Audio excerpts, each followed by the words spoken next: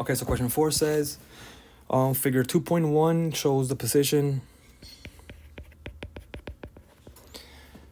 of an object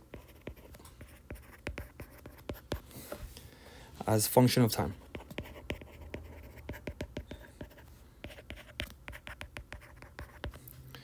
The letters H through L represent particular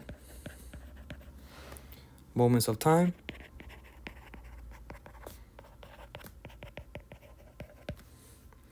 and they're asking us at which moment in time is speed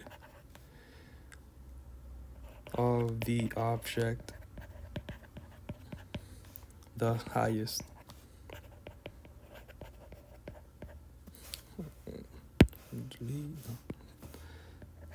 We take that.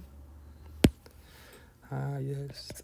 Okay, so question 4 says, figure 2.1 shows the position of an object as function of time. The letters H through L represent particular moments of time. At which moment in time is the speed of the object the highest? All right, so we know we could exclude, straight off the bat, we could exclude 7. No, sorry, we could exclude L, we could exclude K, and we could exclude I. I, because at this particular moment, the object is at rest.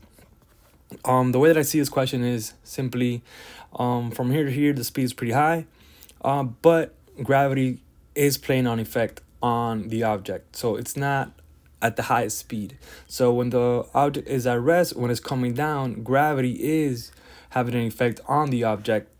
Thus, the highest speed, you will find it in this certain area, which the answer is J.